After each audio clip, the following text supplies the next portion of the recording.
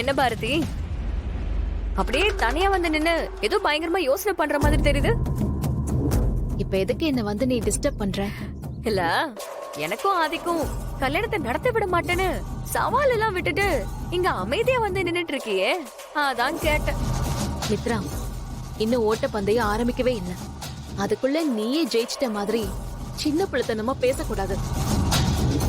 விளையாட்டுல யாரு முன்னாடி ஓடுறாங்கங்கறதெல்லாம் முக்கியம் இல்ல, கடைசியில யாரு ஜெயிக்கிறாங்கங்கிறது மட்டும்தான் முக்கியம். சபாஷ், உன்னோட கான்பிடன்ஸ நினைச்சு எனக்கு அப்படியே உடம்பெல்லாம் சிலிர்த்து போச்சு. ஆக்சுவலி நான் உன்னை பாராட்டுறேன். ஏன் தெரியுமா? ஆதியும் கூட வாழ்ந்து மறந்து போன அந்த வாழ்க்கைய பத்தி நீ அவருக்கு ஞாபகப்படுத்த முயற்சி பண்ணா ஆதி உயிருக்கு பிரச்சனை வரும். அதனால அந்த விஷயத்த பத்தி உன்னால பேசவே முடியாதுன்னு தெரிஞ்சிருந்தோம். நீ இவ்ளோ தைரியமா என்கிட்ட பேசுறத பார்த்தா எனக்கு ஆச்சரியமா இருக்கு. பார்த்தல, நிச்சயதார்த்தத்துக்கு புடவையெல்லாம் எடுத்தாச்சு. அடுத்து ஜோசியர் வந்து நல்ல நாள் பார்த்து குறிக்க போறாரு. அந்த நாள்ல எனக்கும் ஆதிக்கும் ஜாம் ஜாம்னு என்கேஜ்மெண்ட் நடக்க போகுது. இப்போ உன்னால என்ன பண்ண முடியும் பாரதி? நீ போடுற மனக்கணக்கெல்லாம் கரெக்டா தான் இருக்கு. ஆனா ஆண்டவன் போடுற கணக்கு உன் விஷயத்துல ஒவ்வொரு தடவையும் வேற வேற மாதிரி இருக்கு. பாரதி, இரு மித்ரா, நான் இன்னும் பேசி முடிக்கவே இல்லை. உனக்கு கடவுள் நம்பிக்கை இருக்கா இல்லையான்னு எனக்கு தெரியல. ஆனா நான் கடவுளை மட்டும்தான் நம்புறேன். நீ இந்த வீட்டை விட்டு கெட் டுகெதருக்கு கிளம்பி போனப்ப என்னெல்லாம் நினைச்சிட்டு போயிருப்பேன்னு நீ சொல்லாட்டியும் எனக்கு தெரியும். ஆனா அங்க என்ன நடந்துச்சு? ஆதி என்ன ஃபைல் எடுத்துக்கிட்டு அந்த ஹோட்டலுக்கு வர சொன்னாரு. நானும் வந்தேன். அதுக்கப்புறம் அங்க நடந்த எல்லா கேம்லயும் உன்னால ஆதி கூட சேர்ந்து விளையாடவும் முடியல. அவ்வளோ ஏன், ஆதி பக்கத்துல கூட நிக்க முடியல. ஆனா நான் ஒவ்வொரு கேம்லயும் ஆதி கூட நின்னு விளையாடி ஜெயிச்சேன். இப்ப நீ என்கிட்ட பேசுறத பார்த்தா அது எல்லாத்தையும் மறந்துட்டு சின்ன பிள்ளை மாதிரி அந்த பொம்மை வேணும்னு அடம் பிடிக்கிற மாதிரி இருக்கு. என்ன இதெல்லாம் நடந்துட்டா உன்னால என் கல்யாணத்தை நிறுத்த முடியும்னு நினைக்கிறியா? முடியாதுன்னு நினைக்கிறியா மித்ரா? இங்க பாரு மித்ரா, நான் ஆதி கூட ரத்தமும் சதையுமா வாழ்ந்திருக்கேன். அவர் யாரு, எப்படிப்பட்டவரு, எவ்ளோ நல்லவர்னு எனக்கு தெரியும். ஆதிக்கு உன்ன மாதிரி ஒருத்தியோட ஒரு தப்பான வாழ்க்கை அமையறதுக்கு கண்டிப்பா நான் விட மாட்டேன். இதுல நான் தனியா இல்ல, கடவுள் எனக்கு துணையா இருக்காங்க.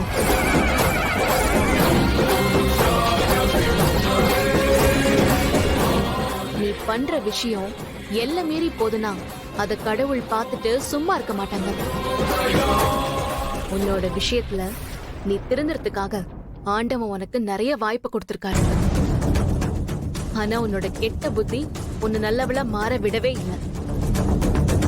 ஆதி உயிருக்கு பிரச்சனை வரும்னு தெரிஞ்சும் நீ ஆதி உயிரோட விளையாடி இருக்க.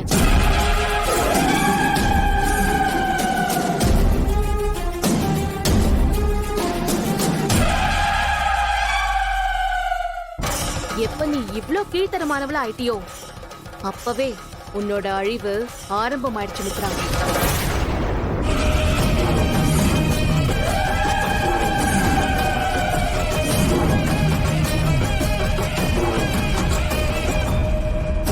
பாரதி, ஆக்சுவலி இந்த கடவுள் அழிவு அது இதெல்லாம் பேசி நீ என்ன ரொம்ப போர் அடிக்கிற.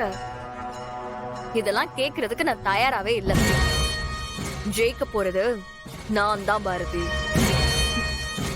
ஆதி என் கழுத்துல தான் தாலியை கட்டுவாரு. கட்ட வெப்ப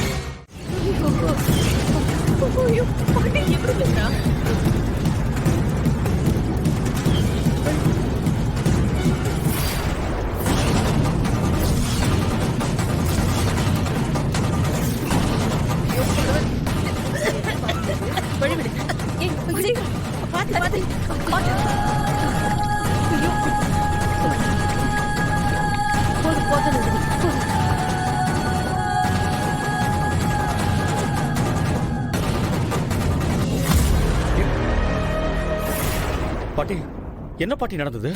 இந்த புடவை எப்படி பாட்டி தீ பிடிச்சது? சாமியோட விளக்குல இருந்து தீ புடவை மேல பட்டு எரிஞ்சுகிட்டு இருந்துச்சு சுதாகர்.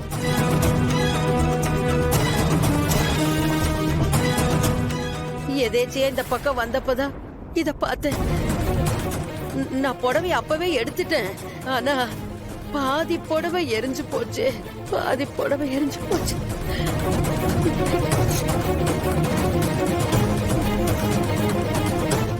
ஏன் மித்ரா இப்படி பொறுப்பு இல்லாம ஏமா இருக்க? புடவைய பூஜை ரூம்ல வைக்க போனப்ப பக்கத்துல விளக்கு இருக்கிறத கவனிக்க மாட்டியா?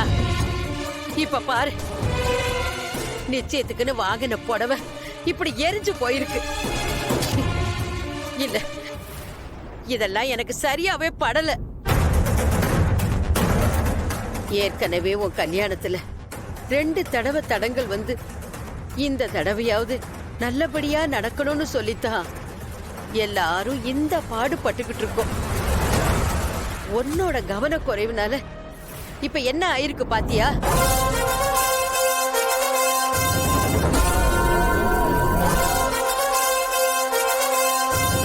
இந்த மாதிரி நிச்சயதார்த்த புடவை எரிஞ்சு போறது அபசகுணம். ஏற்கனவே கல்யாணம் நல்லபடியா நடக்கணும்னு பண்ண பரிகாரத்தை சரியா பண்ணாம பாரதிய வச்சு பண்ண வச்சுங்கல்ல, அதுவே தப்பு.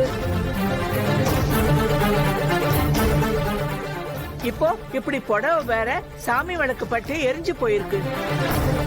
இங்க பாருங்க, நீங்க பேசாம நிச்சயதார்த்த தேதி குறிக்க வர சாமியார்கிட்ட இந்த விஷயத்தை பத்தி சொல்லி இதுக்கு என்ன பரிகாரம் பண்ணலான்னு கேளுங்க. எனக்கு என்னமோ நடக்கிறதெல்லாம் பார்த்தா மனசுக்கு ரொம்ப சங்கடமா இருக்கு.